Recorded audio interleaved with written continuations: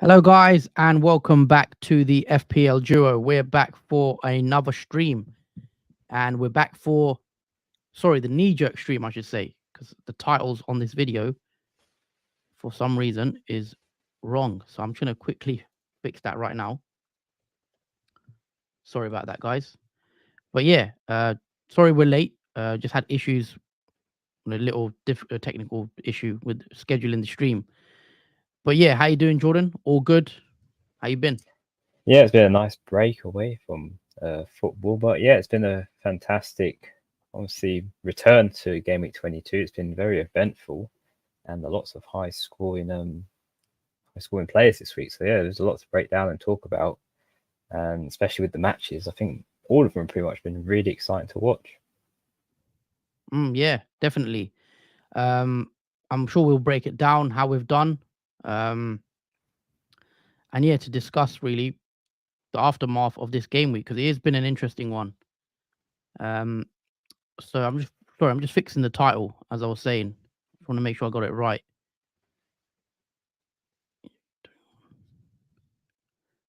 Yeah, got it. Brilliant. So let's start off with my team.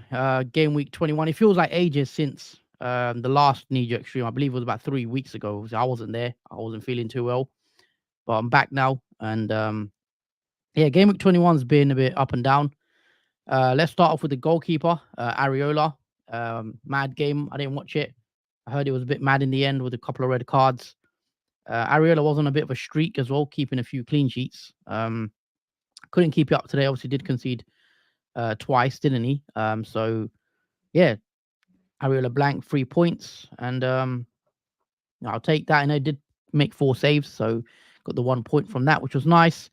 Moving into that back three, some success there. Let's start off with Pedro Porro, who did pick up an assist and also got 2 bonus points, didn't he? In that game against Man United, which feels like a long time ago now. He also conceded 2 goals, as we know, but he is a bonus points magnet, it seems, and he comes away with that 6-pointer against United in the 2-2. Trippier, however, did blank in the 3-2 loss against Man City, again, which feels like such a long time ago now. 13th of January that was played. So yeah, a while ago, and obviously Trippier conceded 3 goals. I thought Newcastle were a bit unfortunate in the end, the way they lost that game. Obviously, Man City were really good, but yeah, I think they were a bit unlucky to lose that game. And yeah, obviously Man City do what they do. They were brilliant, and then they ended up winning it right at the death. So yeah, unfortunate for Trippier. He was going to come out my team anyway, but with Trent being injured, I thought I'd give him another chance, but it didn't really pay off. Next up, the main man really of this game week of my team, and that is Gabriel with his lovely 17-pointer. So yeah, that was great to get 17 points from Gabriel. Played 80 minutes, came off injured, I should say. Looked like he was limping a bit. Hopefully it's nothing too serious. And we know he got the goal. He got an assist. He got a clean sheet. And he also picked up 2 bonus points, which was, again, brilliant to top it off with that 17-pointer. And then in midfield, positives and negatives, I think. So let's start off with Gordon. I think definitely a positive when he started off my game week. When he scored against Man City, I was very happy. He could have had maybe another one if he made a couple more right decisions. I think Gordon did look really good in the first half, but second half, I think Man City stepped it up. But yeah, I'm happy with Gordon. I'm happy to hold him for a bit longer. Saka, again, he's testing my patience. Because as you guys know, for those that didn't watch the deadline stream for game week 22, I was banging on about Diego Jota. I even said community draft, bring him in. I even said captain him. I think the chat didn't really agree with me. They went Tony. And yeah, Jota was the one I was looking at maybe bringing in for Saka. But yeah, that's a whole another conversation we'll probably get into. But yeah, in terms of Saka, just disappointing. Obviously, a lot of people did go Saka because of the fixture. And I don't know if we were unlucky because obviously Arsenal did win 5-0. So if we knew Arsenal would win 5-0, you'd assume Saka to get a goal or 2, potentially, or even an assist. But he didn't get anything, which I was surprised about. He did get an assist, but he got chalked off.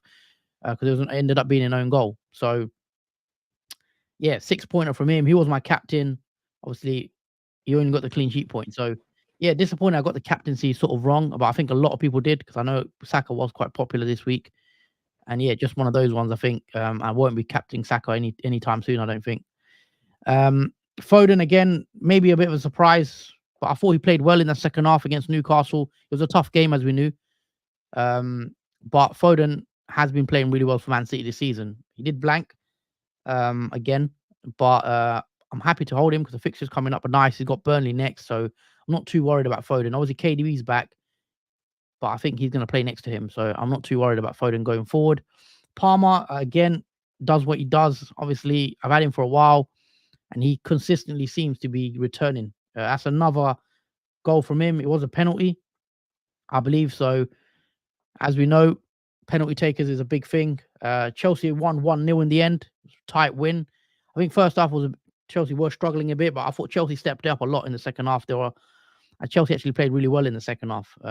Near the end, they could have had a couple more. Palmer had nice touches, a couple of good passes as well. Maybe could have got an assist. But yeah, Palmer comes away 3 bonus points as well. Goal, got a yellow card in that game, needlessly for kicking it away, I think. So could have had a bit more. But yeah, Palmer does what he does. He's now, I think, I don't know how many goals that is for him.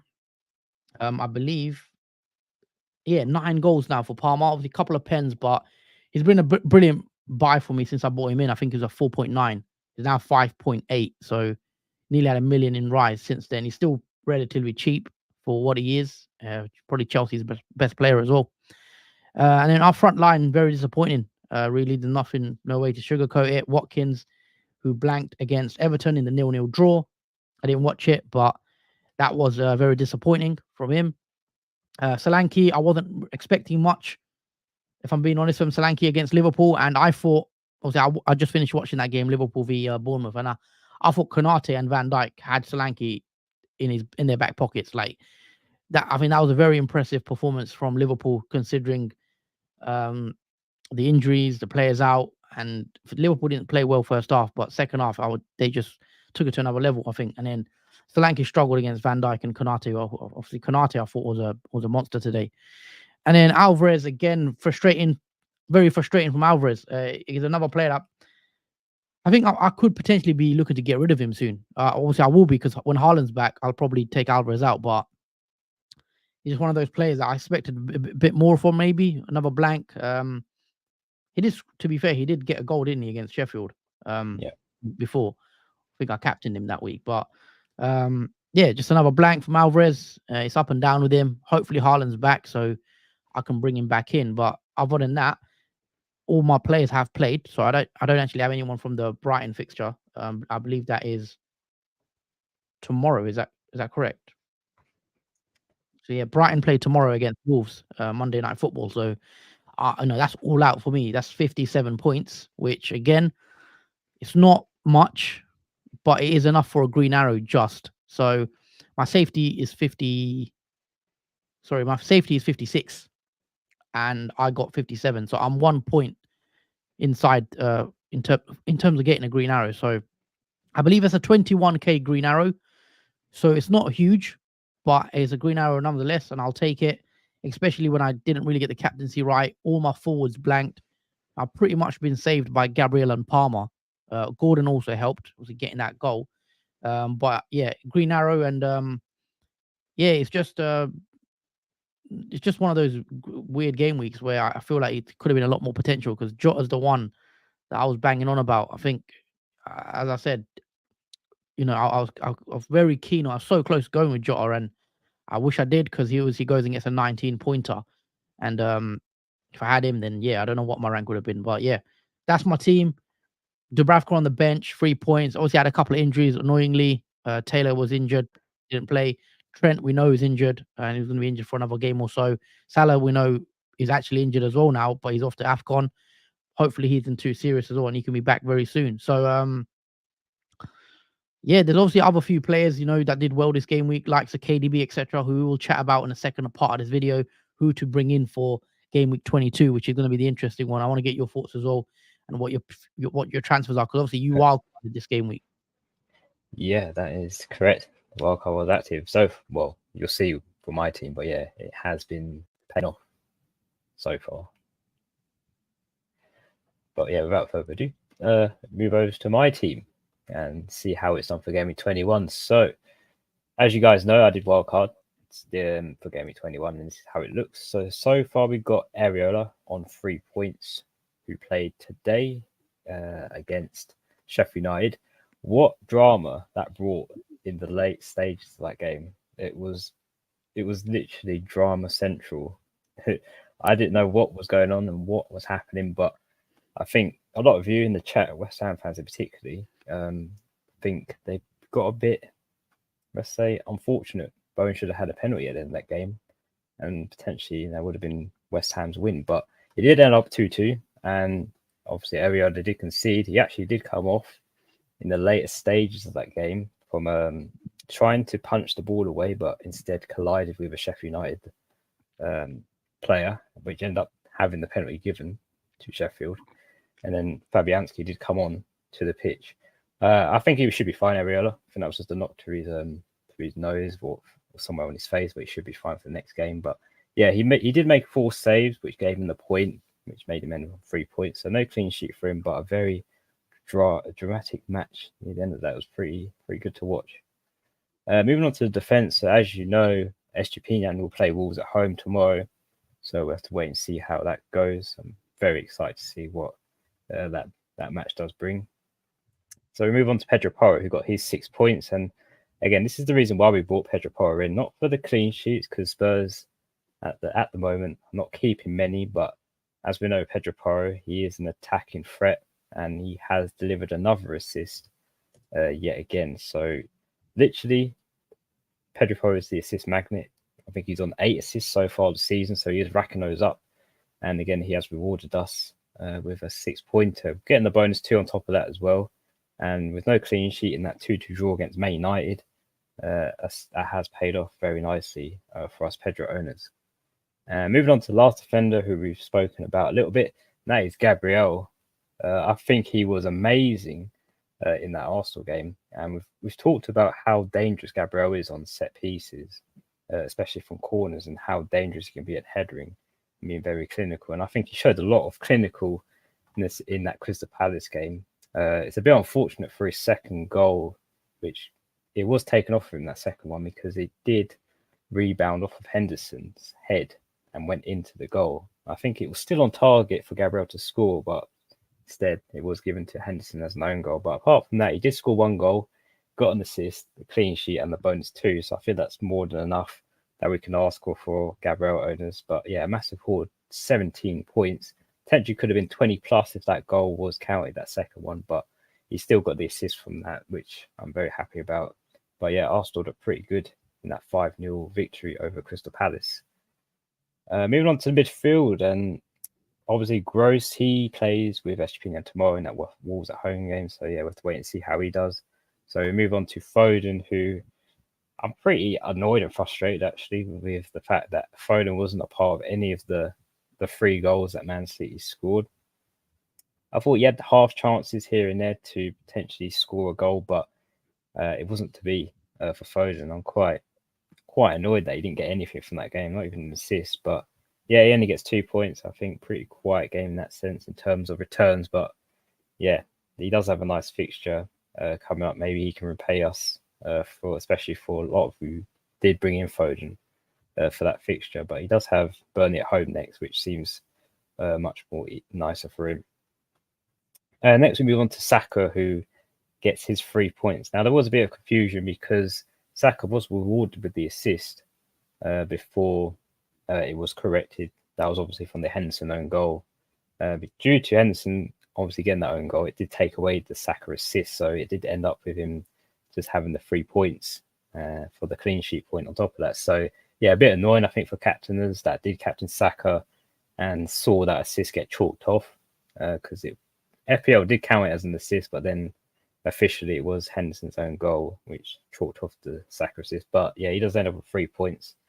Yeah, bit disappointed with Saka, if I'm honest, in that 5-0 win. Not a single attacker return, not even a goal from Saka either. But yeah, in comparison to, let's say, Martinelli, who came on for a few minutes and scored 2, That's a bit underwhelming, I think, for us Saka owners again for this week.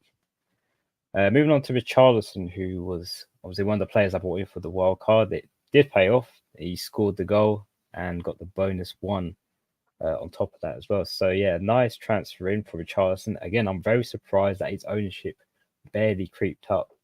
It's just above 10%, which I thought it'd be more than 10% by the time the deadline came to pass. But yeah, I was happy that he is kind of slightly was a differential, and his 8 points were nicely rewarded. And moving on to the captainer for this week, and that was I did go for Cole Palmer, which indeed paid off. It was a bit 50-50 on whether that match was going to go the way Chelsea or it could have gone possibly to Fulham in that game, but it did. Luckily, the only goal scored, and that was scored by Cole Palmer. I just think Cole Palmer is next level. When I see him play for Chelsea, he gives me another reason to watch matches for Chelsea now, because he has just been amazing, and his performances in that game were outstanding. I thought he was definitely the MVP in that Chelsea team. But yeah, he just scored the goal. He got the clean sheet point. He got a yellow card, but yeah, he still got the bonus free anyway. But yeah, so it's a nice 20-pointer for the captaincy over him. It was a rivalry between Saka and Palmer captainers, but it looks like Palmer captainers did relish in that return. And moving on to the front two, so there's not really much to talk about because both balls for me blank. So Alvarez did blank as well. Again, as disappointing as Saka, I am with Alvarez for not getting any goal or assist in that Man City win. So yeah, pretty annoyed. I'm glad I didn't captain Alvarez because I was contemplating it, but I did switch it to Palmer in the late stage of the deadline stream. So yeah, 2 points for Alvarez only, and not much from Watkins either. Only to get a yellow card from that 0-0 draw against Everton. I thought that was quite a very cagey game, I'll say, for both ends. Not really chances being put through to goal, and yeah, another blank for Watkins, and only 1 point for him due to that yellow card. But yeah, another disappointing performance. I think a lot of people did captain Watkins as well, so I feel that disappointment for those 2 points that you did get through. Moving on to the bench, so Leno did blank. He conceded, obviously, to Chelsea. Archer only played 23 minutes in that draw against West Ham. Brantford did actually get the clean sheet again. He has been that differential. You can get clean sheets here and there in the unexpected fixtures. And finally, we've got Bell, who only got the 2 points for the clean sheet wipe against Burnley. So yeah, it's been so far a great week. I've still got 2 players to play, which is SGPN and Gross. So we'll see how that goes tomorrow. But so far, it is a green arrow. I was originally around 235k. I'm now on the green arrow of 189. So far it's been good. 62 game week points so far, and yeah, I feel like the wild card has definitely paid off compared to my other team. That if I didn't wild card in, I wouldn't have had 62 points. So yeah, all happy with decision making, and yeah, we'll obviously move on to game week 22. Yeah, so that's how game week 21's gone so far. Obviously, there's one more game left. You've got a couple left to play, so we'll see how obviously Burnley play against Wolves. Let's take a few comments. We've got Pranav. Hey there, Jordan. Hello, Hey, Pranav. Hope you're well. Watch the Liverpool match. Jota owners are laughing, and KDB owners too.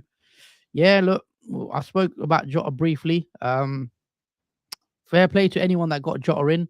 I don't think he was spoken about much at all by the general community, but we did mention Jota in our stream. I think we brought him into our community draft, to be fair.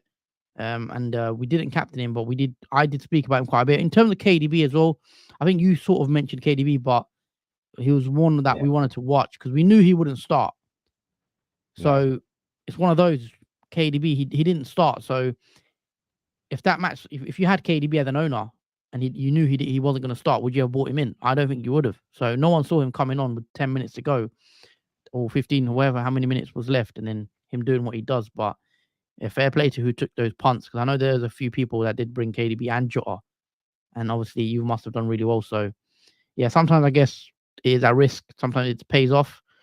Salah is summoned back to England and will travel to Egypt if he is fit. Obviously with Salah, he is currently injured, but we don't know how serious it is. I don't believe it is that serious, so he should be. He's going to miss the next 2 matches for Egypt, so the last group game, and he's also going to miss the round of 16 if they were to qualify. So Salah could still miss game week 22 and maybe even 23. We'll have to see. James says, "Hi lads, I captain Diego Jota. Before today, I was on game week rank 5 million with a minus 500k arrow. Now I'm on plus 200k arrow, even when I took a minus 12 hit. I'm now 12% of all FPL managers." Well, there you go. See what captaining, getting a differential captaincy like that on a week where not many of the bigger players like Saka, etc., returned. It definitely has its benefits. So yeah, congrats there for the good captaincy pick. SJ, what's up, guys? Hello, SJ.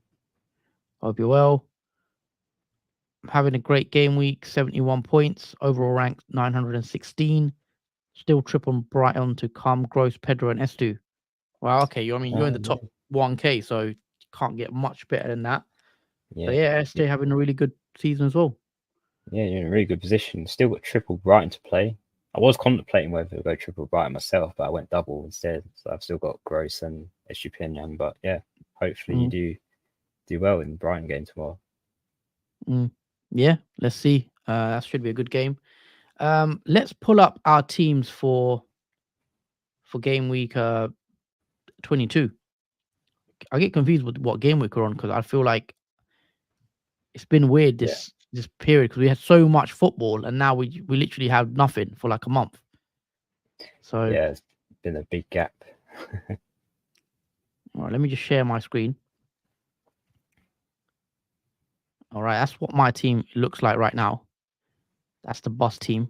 I'm gonna zoom in for you guys so you can actually see a bit clearer.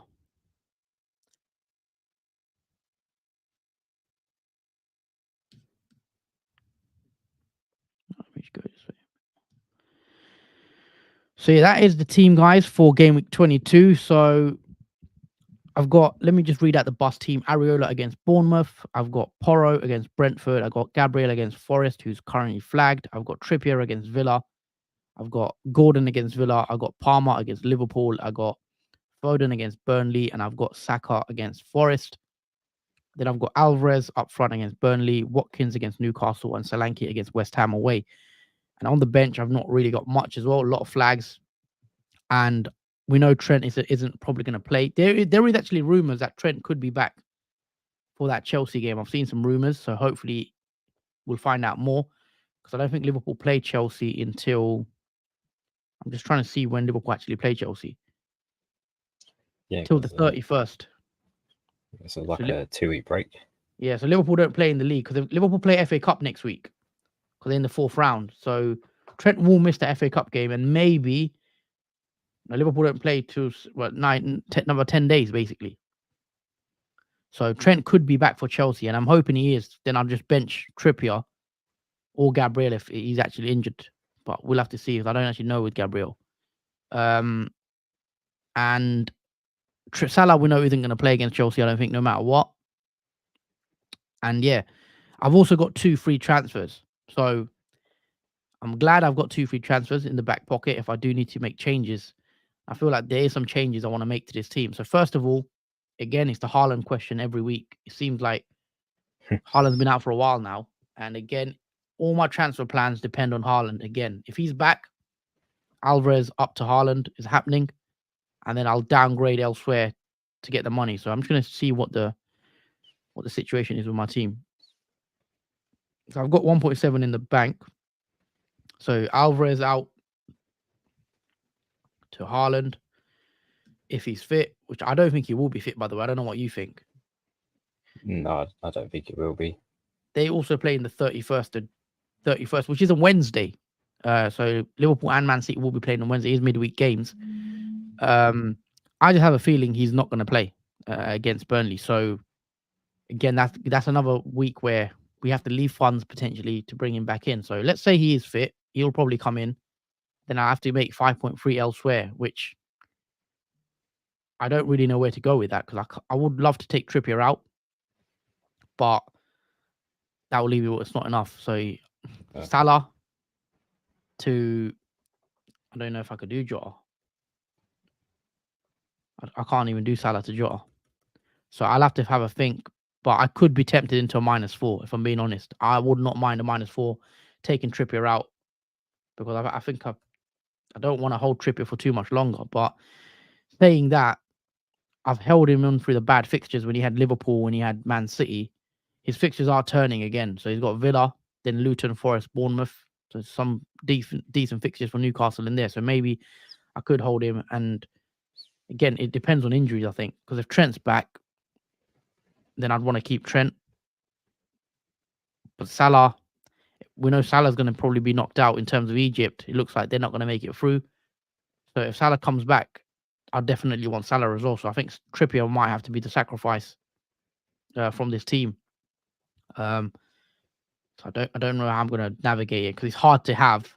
It's impossible to have, I should say, Haaland, Salah, Trent, Trippier, and then having players like Saka and Foden as well, like 2 8 million midfielders. So yeah, at the moment I'm not sure what I'm going to do. A lot of it depends on Haaland, and it's hard to say when he's not fit. There's certain players I am looking at. I'd love to bring in. Like there is Diego Jota. I'd love to bring in, but I just think with Diego Jota, when Salah's back, what does that mean for Jota? Because we know Salah's going to play when he's back, no matter what. Darwin again. I thought Darwin looked really good today. I mean, Darwin always does really look good, in my opinion. When I watch Liverpool play, he always gets chances. It's whether he takes them is always mainly the problem because he gets the chances no matter what. His XG is always high, but today he converted. So there's a few things to think about. But let's move on to your team quickly. Just what's your boss team looking like, and how happy are you with it? So yeah, I'm pretty happy with the team that it looks like at the moment. We've got Ariel in goal, we've got Estepinian, Pedro Porro, Gabriel in defence, and the 5 in the midfield: Gross, Foden, Saka, Richarlison, and Palmer. Then up front, Alvarez and Watkins. I think the only unhappy thing I have is probably the forward line. I think that's because of their performances in Gameweek 21 has slightly put me off of having a Man City forward and maybe Watkins and that's the Aston Villa forward. But yeah, both of their forms haven't been great. I'd say in the last 2, well, apart from Alvarez scoring against Sheffield, Watkins hasn't had great performances in the last 5. But apart from that, they are all fit. There's no flags apart from Gabriel, which I'm quite relieved of because I literally had flags central on benches and starting 11s. But I think for the Gabriel one, that is not serious at all. He seemed fine. I think actually Arteta asked him as he was coming off the pitch if he was okay. I think his words were "I'm fine." So I think Gabriel just needs some rest. I mean, he's got 10 days rest now, so that recovery period should be good for him. Especially now that Arsenal are knocked out the FA Cup. So even more so, that's more rest for Gabriel.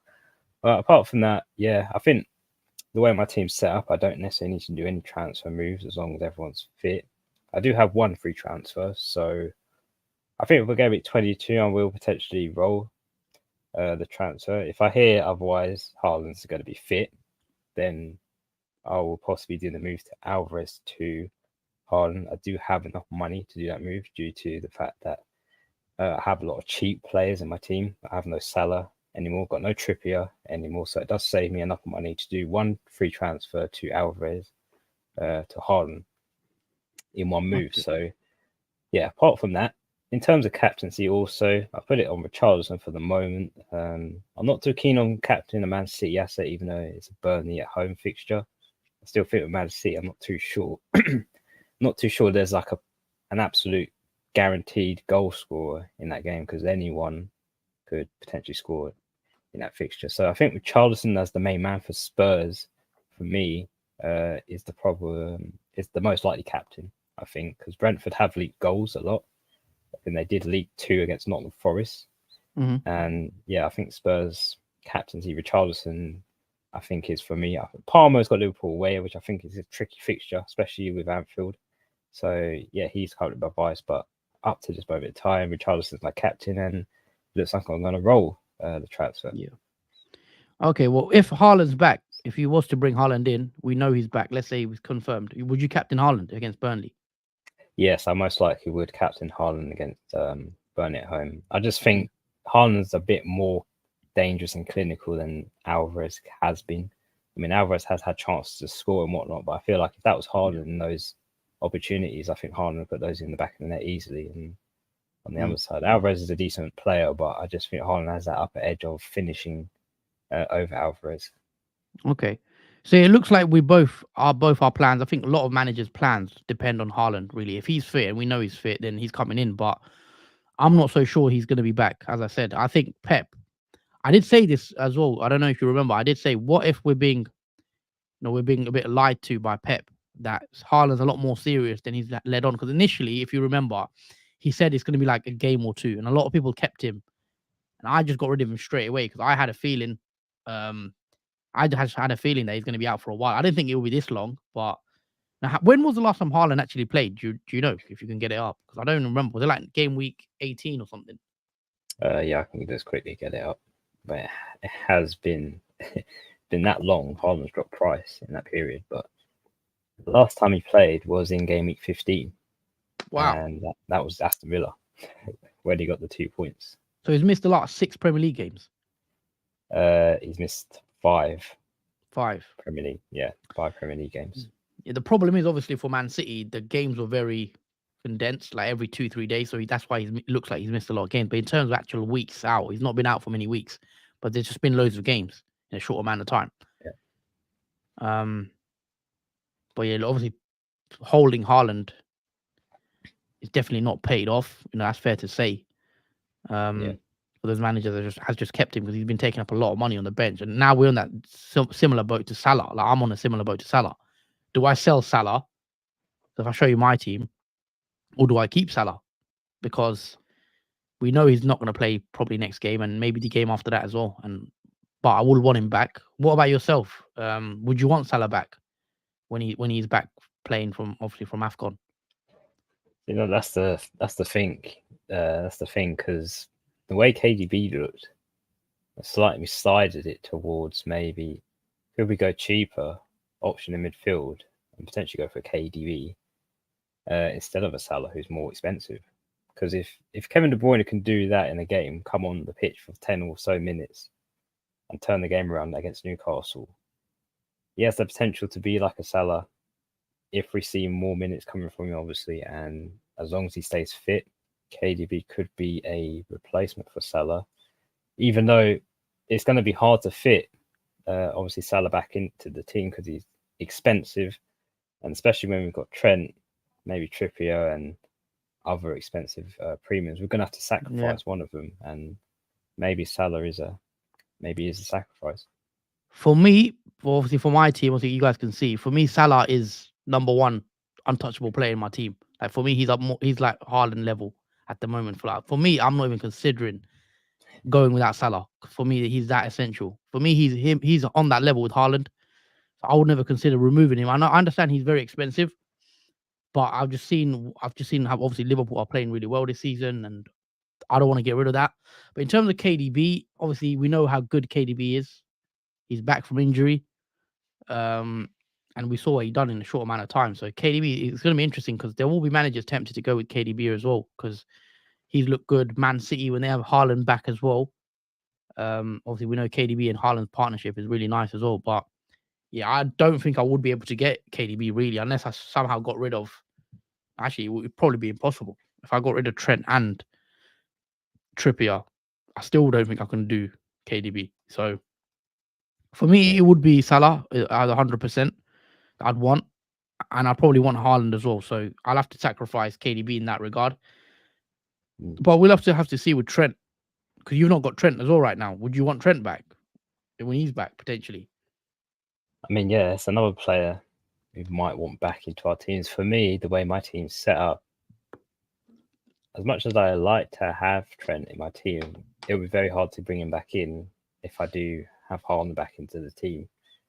Because at the moment, I do have 12.6 million in the bank. So if I did bring Haaland back in, let's go on your transfer plans and put Haaland back in. What does that leave you money wise? Let me just share. Because you've got a couple cheap players at the moment, so you got a lot in the bank.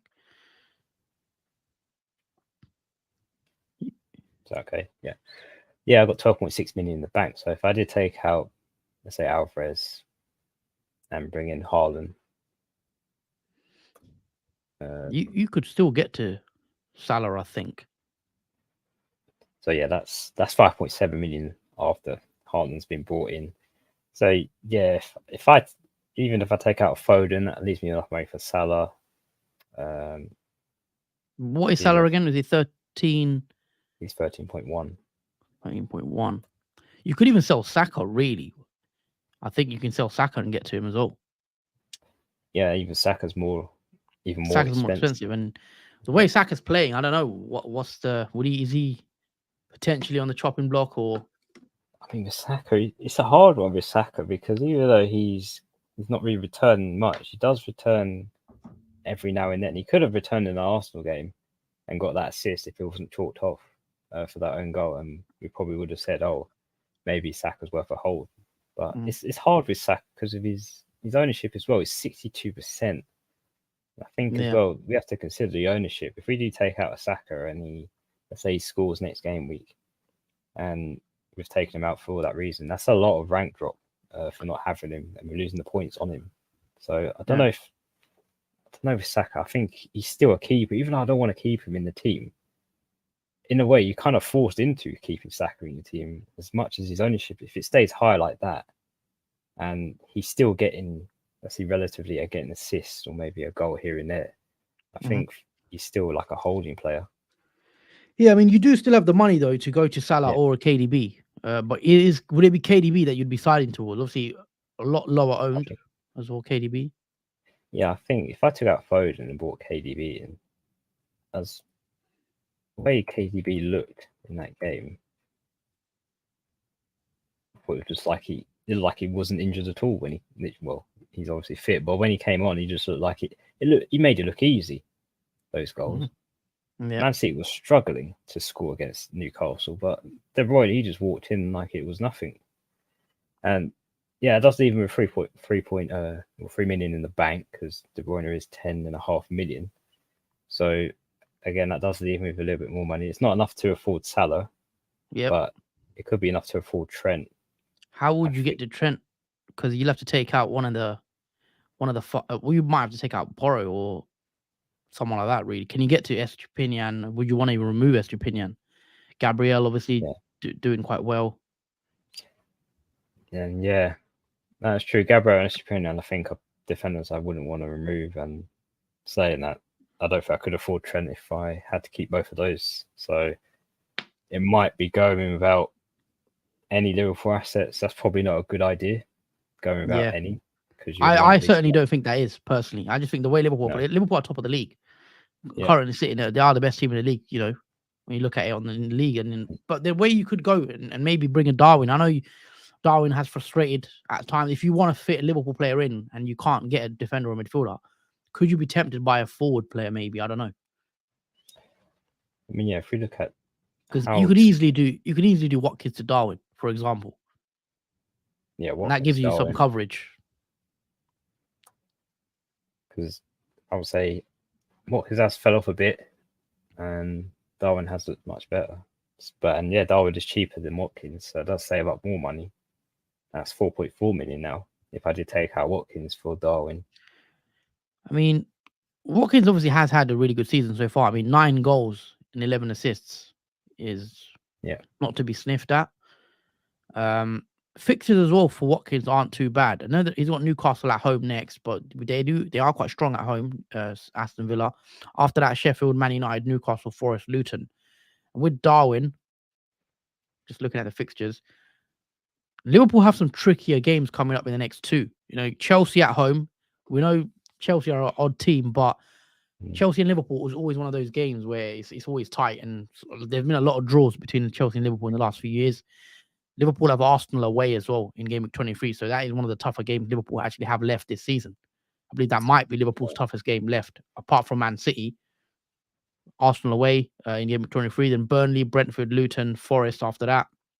So the next two for Liverpool is interesting. If Liverpool somehow can win both the next two games, obviously is a big one, then I think it could get a bit exciting. But in terms yeah, of FPL, obviously, yeah, Darwin.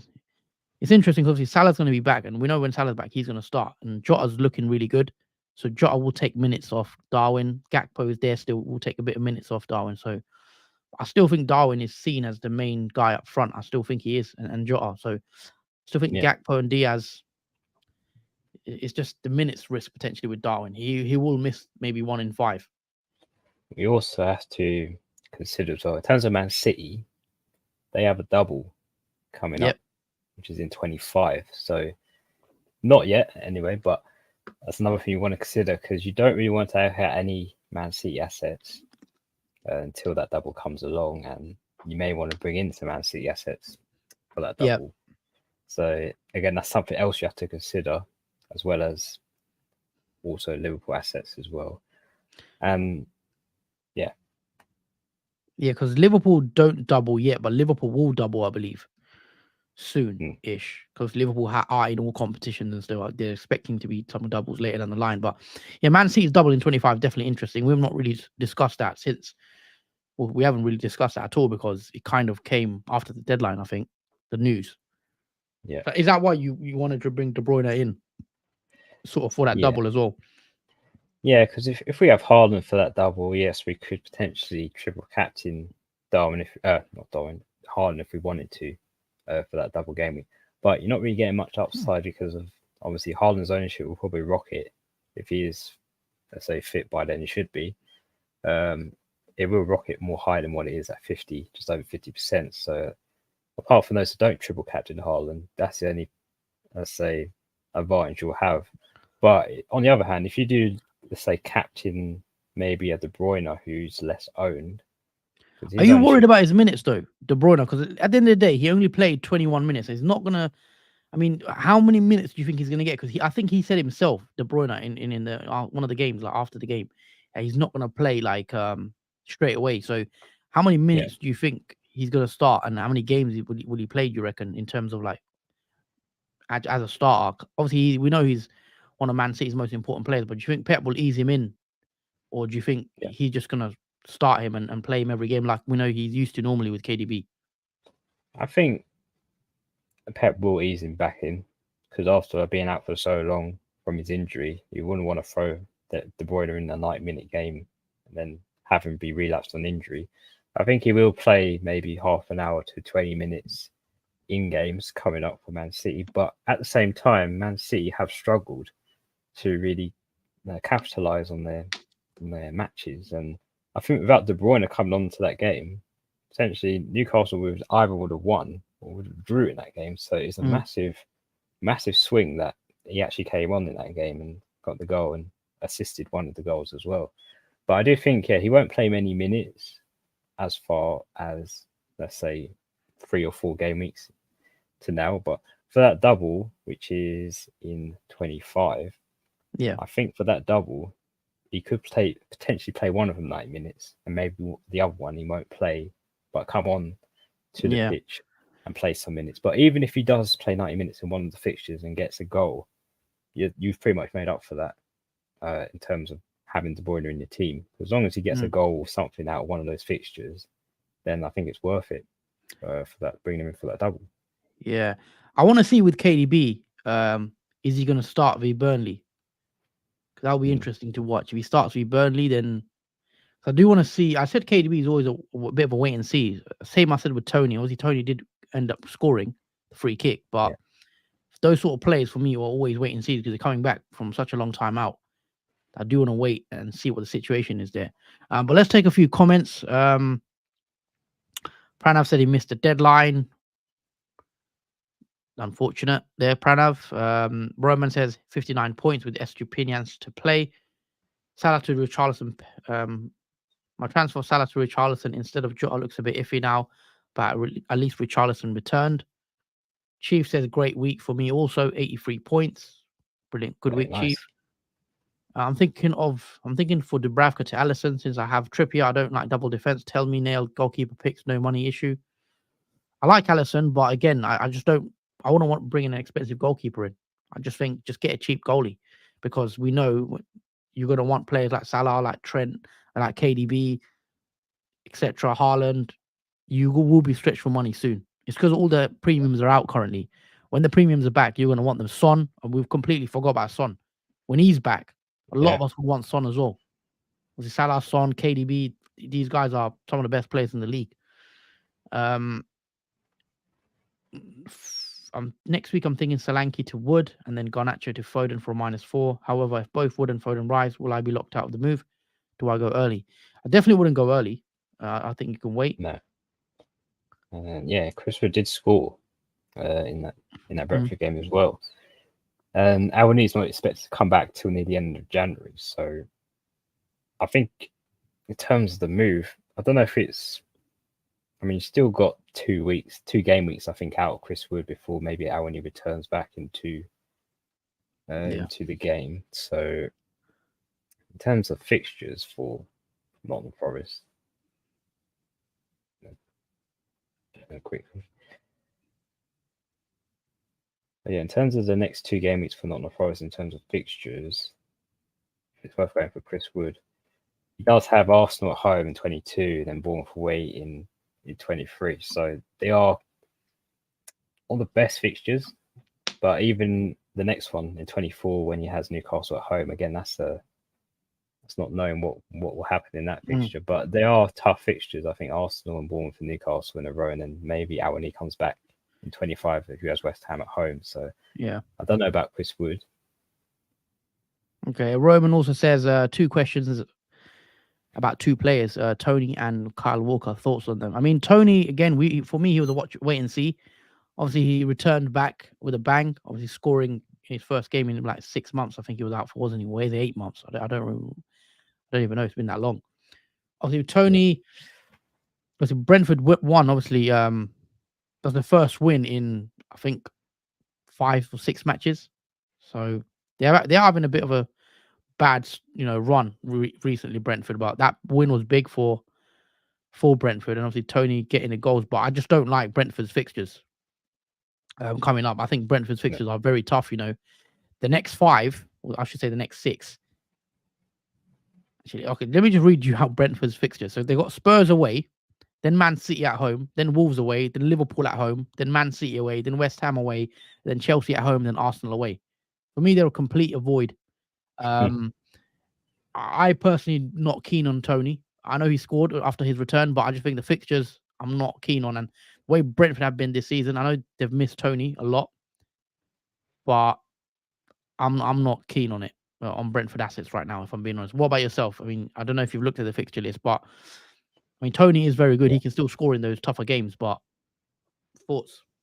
Yeah, he's the main man, Tony. I think in the absence of Burma, there's not really any potential goal scorers that you'll most likely see because Wissa hasn't been that impressive, and he's also at AFCON at the moment. So that leaves even more reason for Tony to be the main man up front for Brentford. He'd pretty much be carrying, I think, Brentford throughout games and be the most likely goal scorers of if they are to score any goals for Brentford in these tough fixtures. But I don't know. I think Tony still could be. I think Tony is the only asset if I was to go for any Brentford player. But for me personally, I don't think I'd be going for Tony. I think it's still early days, even though he did score. And I think with the fixtures in combination with the way Brentford are playing, I think they're literally they're on the edge of the relegation area as well. So Brentford aren't really getting to terms with the league this season due to injuries and performance. Yeah. Fair enough. And in terms of Walker, just very quickly as well, I think Walker's a good pick. I think Walker's played 90 minutes every single game bar one. And that was against Sheffield when he came off after 67 minutes. And other than that, he's played 90 minutes in every single game of football. So he started every game as well. So it seemed like he's quite nailed in that back line. And again, he's got a double coming up. So if you want some Man City coverage in defense for maybe clean sheets, Chelsea and Brentford, 2 home games to point out. Both of Man City's games in double are home. So could be a nice clean sheet there for Walker, at least one. So I do like Kyle Walker as a pick, especially ahead of that 25 double. Some Haaland chat. Oscar's in the chat as well. Roman says he wouldn't have kept Saka if he wasn't a penalty taker. Well, annoyingly, he sometimes gives them away as well. He doesn't even take them sometimes. Yeah, we have seen him give them away to Kai Havertz and other players. And he also says he's going to probably keep Watkins until game 26. While Salah is at AFCON, who takes the pens? I believe I think it's Darwin. Liverpool got a penalty. I actually think Darwin probably would have taken. But Yeah, I I'm was not kind of 100%. hoping. I was kind of hoping that Liverpool had a penalty just to see who would take it Mm, in that game, because yeah. it probably would be Darwin out of all the picks. I think he would be the one to take the penalty. But yeah, Yeah, Darwin does have a good record. Obviously, he took penalties at Benfica. I don't think he's actually missed one. And I think in preseason, when Salah was, I think his first or last season preseason, I think when Salah wasn't on the pitch, I believe he took a penalty. So I would think it would be Darwin. James also says for next week, I'm thinking of going to Lanka. I've read this one actually. Um, Hi guys, would you prefer between Bernardo and Foden? Sorry, Bernardo and Doku. Sorry, probably Bernardo right now because Doku's. Well, what do you think? yeah, I'll probably say Bernardo. I mean, I'm actually not big on Bernardo last game because I did say he wouldn't get involved much, and we haven't seen much goal involvement, and he ends up scoring one of the goals, which was pretty nice goal actually. It was a no look back heel goal. But yeah, I think between the two, I'd probably pick Bernardo as the preferred pick because, as we said with Kyle Walker, he's played 90-minute football apart from one game where he didn't. And Doku, on the other hand, he's played not every game 90 minutes. Yeah, He might have came on that match or this match. So I think in terms of nailed picks, I think I'll go Bernardo over Doku. yeah. I know Doku was injured, I believe, as well for a while, wasn't he? But even then, his Yeah. minutes for me are a bit. They're not nailed completely. Like his minutes, Grealish can play on the left. Foden could even be pushed out left. So I'm not 100% about his minutes, but obviously Doku, there is high upside there when he does start. But I'm not going there yet. I got Suchek. Should I go for Madison for -4 as a long-term decision? Madison's still injured, is he? So probably not. I don't even know when Yeah. Madison's back, but yeah, he's still flagged. Obviously, still injured, and definitely not because you wouldn't want to do that transfer Pranav because he's injured. So wait and see when Madison is back, then maybe consider it then. But yeah, just going back to my team with 4 flags, annoyingly. But yeah, I think the plan is wait and see, guys. Don't do any early moves. Definitely don't go early.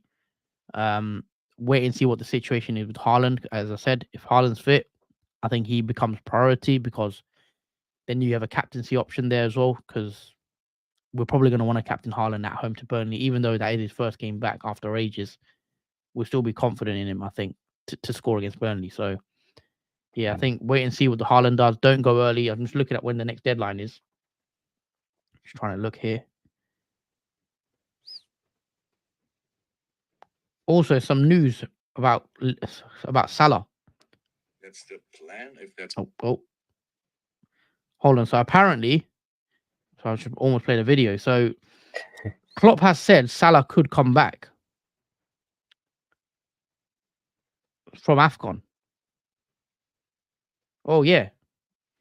Okay, so he's back. So apparently, I missed this because we just streamed. The news came out when we started the stream. So Mo Salah returns to Liverpool due to injury. The plan is for Mo Salah to do his rehab with the club.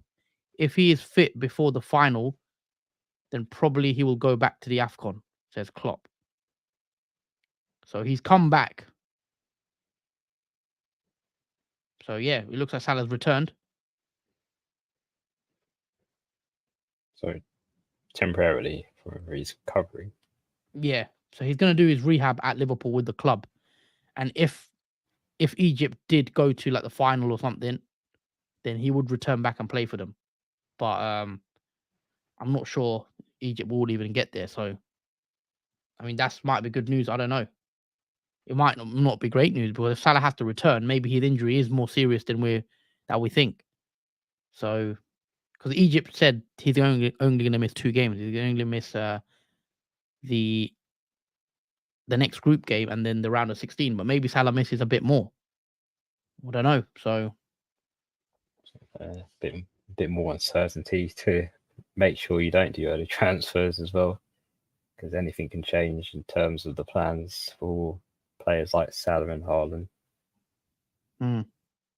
yeah. Yes, Pranav in the chat just says, "Yeah, I told you, Klopp summoned Salah to." Yeah, to be England." fair, I did see that comment. I did see that. Yeah, but I didn't realize that's you meant he's actually returned. I didn't realize he actually came back. So yeah, that's mad. So I don't know if that's a good thing or not, because for me that just makes it look like maybe Salah's injury is more serious. So let us know what you guys think. What you think is good news, or do you think is what's the situation with Salah as well? For me to have Salah and Haaland, I'd sacrifice Saka and Watkins. For players like Gordon and Gross, you think that's worth it? I actually do. I actually think, for me, Salah is up there with Haaland. I mean, there's not much splitting them for me. Like before, even when Haaland was playing, Salah was outscoring him in terms of total points. So yeah, I'm not getting rid of Salah personally. He's definitely one that I want to keep in my team. But I understand, obviously, fitting him in is tricky. He does cost quite a lot of money. So KDB's there. Son as well. I think we might be sleeping on Son. We can't forget how good he's been as well this season. You just can't fit all of them in. So I think you just got to pick one and hope you've picked the right one. Yeah, it's going to be Yep. expensive midfield, I think. If we have to include KDB, Son, Salah, and other such players, there's definitely sacrifices that need to be made. Yep. Plans with Solanke, or is it an easy hold? Yeah, Solanke is an interesting one, because obviously that's 2 game weeks in a row he's blanked. See, tough games, 2 losses in a row against Spurs and Liverpool. But we knew the fixtures are turning, and then sometimes fixtures are a big part of it. So he was on a bit of a scoring streak. But then again, the fixtures now turn again the other way, sort of. So West Ham, Forest, Fulham next. I think you can persist with Solanke for at least another 2-3 weeks. Maybe look to get rid before Newcastle and City, but he's really cheap, 7.1 million. He plays 90 minutes. Bournemouth are actually one of the most informed teams in the league, really. I mean, yes, they lost today against Liverpool, but before that, they hadn't lost in a long, long time. So from game week 12, since game week 12, they've only had 2 losses, and that was against Liverpool, Tottenham. They beat Man United, they beat they drew to Villa, beat Palace, beat Newcastle, beat Forest, beat Fulham. So been impressed with Bournemouth recently. That's why today I did say that game for Liverpool was a tricky game. It could have been a banana skin, but they made it look easy in the end.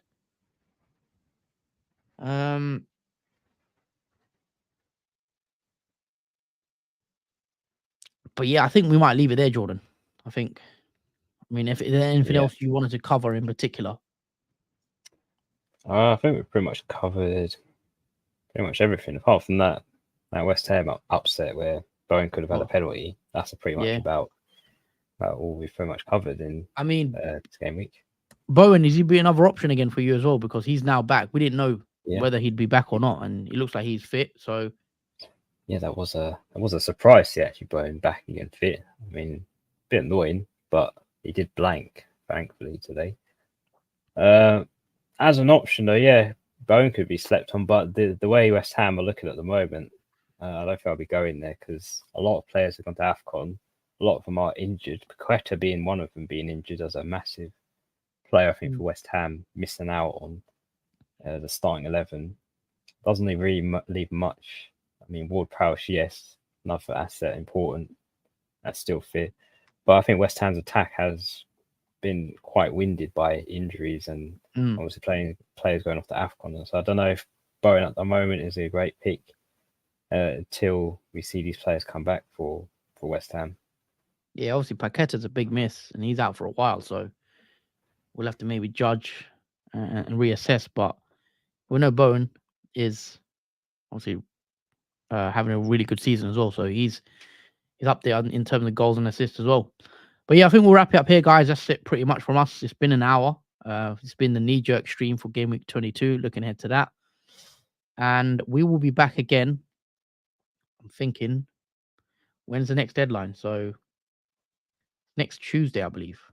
So it's a midweek. So it's a Tuesday deadline, guys. So we won't actually stream till we'll be back on Tuesday for the transfer tips, and then there will be no weekend deadline stream, obviously, for obvious reasons, and then we'll stream deadline stream on Tuesday. So yeah, thank you guys for watching. Really appreciate all of you that tuned in. Guys, I just want to say there is quite a few of you in here, and a lot of you haven't pressed the like button yet.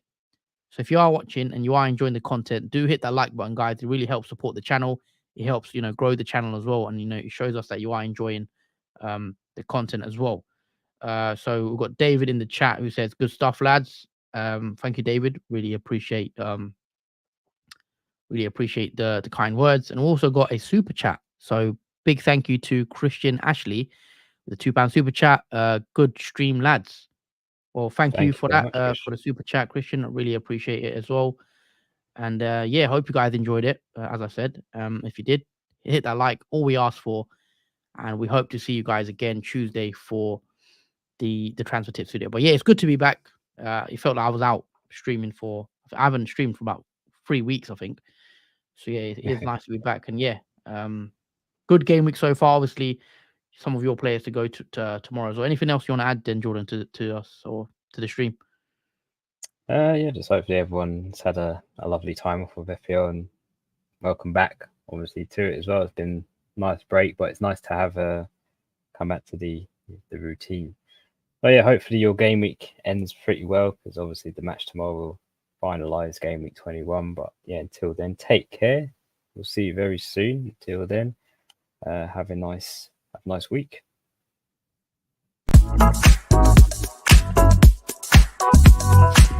Thank you.